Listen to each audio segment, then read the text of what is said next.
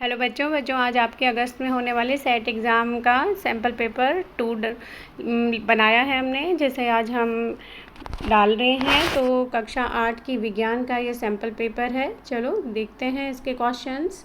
तो ये देखिए, अब आपको पैटर्न तो पता ही चल चुका है क्योंकि आप सैम्पल पेपर 1 कर चुके हैं। तो अब इस पेपर में देखिए, मैं बस एक बार आपको थोड़ा सा रिमाइंड करवा देती हूँ कि ये आपका 20 मार्क्स का टेस्ट होगा जिसमें 14 क्वेश्चन होंगे। 1 से 10 तक के क्वेश्चन 1 मार्क्स के हैं, 11 और 12वां क्वेश्चन 2 मार्क्स का है और 13वां और 14वां 3 मार्क्स का, यानी 3 अंकों का है। ठीक है, तो अब देखते हैं पहला क्वेश्चन।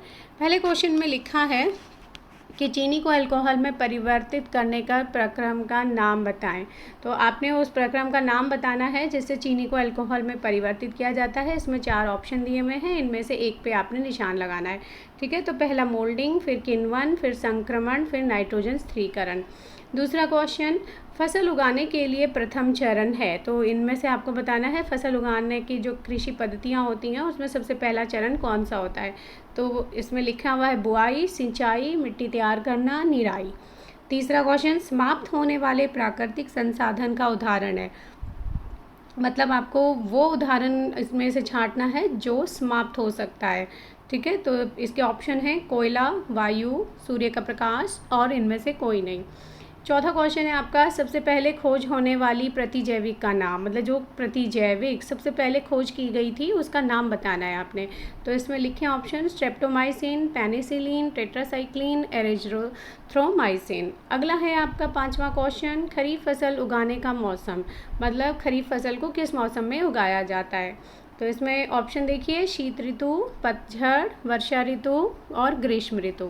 इनमें से एक पे आपने निशान लगाना है। ठीक है, इसके बाद जो आगे आपके क्वेश्चन दिए हुए हैं 6 से लेकर, देखिए ये क्वेश्चंस भी आपके 10 तक के 1 मार्क्स के हैं। ठीक है, तो 6 और 7वां जो क्वेश्चन है आपके वो खाली स्थान है, जिसके ऑप्शन आपको देखिए साथ में ये दिए हुए हैं। तो पहला है 6 में, देखिए खाली स्थान में हैजा डैश के द्वारा होता है। तो यहाँ खाली जगह पे आपने प्रोटोजोआ और जीवाणु में से एक को फिल करना है। ठीक है, इसके बाद 7वां में आपके पास 2 खाली स्थान हैं, इन दोनों खाली स्थानों में आपको भरना है। और यहाँ क्वेश्चन मतलब कि जो लिखा है खाली स्थान में वो है डैश और डैश जीवाश्म ईंधन है। मतलब आपको जीवाश्म ईंधन के यहाँ पर उदाहरण लिखने हैं। तो ऑप्शन में आपको दिया है कोयला, लकड़ी, पेट्रोलियम। इनमें 3 में से 2 आपको इसमें फिल करने हैं। इसके बाद 8वां क्वेश्चन है आपका 2,4-D एक खरपतवार नाशी है। ठीक है, तो खरपतवार नाशी बच्चों आपको पता होगा क्या होते हैं, जो खरपतवार को ख़त्म करने के लिए यूज़ किए जाते हैं। तो इसमें ये एग्जाम्पल दिया हुआ है 2,4-D, तो आपको बताना है ये क्या सत्य है या असत्य है। ठीक है, इसके बाद अगला क्वेश्चन 9वां जो क्वेश्चन है आपका, चेचक के टीके की खोज लुई पाश्चर ने की थी।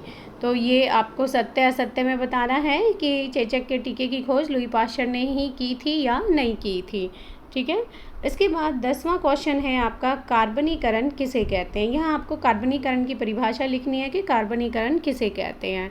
ठीक है, यहाँ तक ये 10 क्वेश्चन तक बच्चों जो आपके इससे ऊपर के सब क्वेश्चन थे ये 1-1 मार्क्स के हैं। ठीक है, इसके बाद जो आपका 11वां 12वां जो क्वेश्चन है वो आपके क्वेश्चन 2-2 मार्क्स के हैं। ठीक है, तो 2 मार्क्स के जो क्वेश्चन हैं आपके, इसमें देखिए जो क्वेश्चन लिखे हैं, पहला है 11वां क्वेश्चन, मतलब बुआई से आप क्या समझते हैं, बुआई के लिए उपयोग किए जाने वाले औजारों के नाम लिखें। तो इसमें पहले आपने बुआई की परिभाषा देनी है, फिर उसके औजारों का नाम लिखना है जिनको बुआई के लिए प्रयोग किया जाता है। इसके बाद में क्वेश्चन में मिलान करें।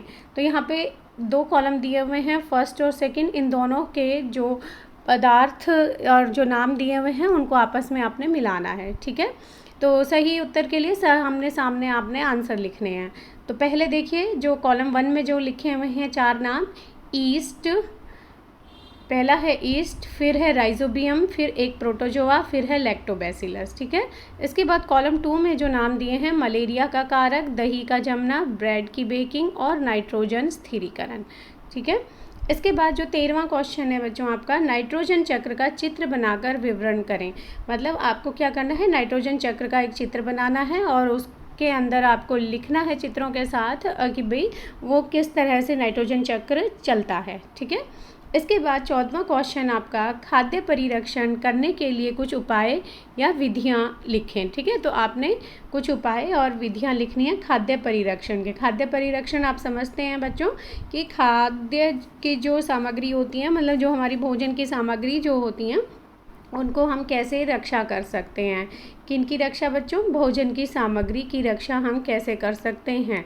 ठीक है, तो आपने इस तरह से ये आपके पूरे 14 क्वेश्चन होते हैं ये भोजन की सामग्री। ठीक है, भोजन की सामग्री को रक्षा करने के उपाय या विधियां आपने लिखनी हैं। ये 3 मार्क्स का क्वेश्चन है, तो इसमें कम से कम आपने 3 विधियां तो ज़रूर लिखनी हैं। ठीक है, तो इस तरह से ये आपके पूरे 14 क्वेश्चन हो गए, यानी आपका ये सैम्पल पेपर पूरा हो गया। बच्चों, आपको अच्छा लग रहा है वीडियो तो इसको सब्सक्राइब कर दें और ज़्यादा से ज़्यादा शेयर करें ताकि ज़्यादा से ज़्यादा बच्चों को मिल जाए, और लाइक भी ज़रूर कर दें। धन्यवाद बच्चों।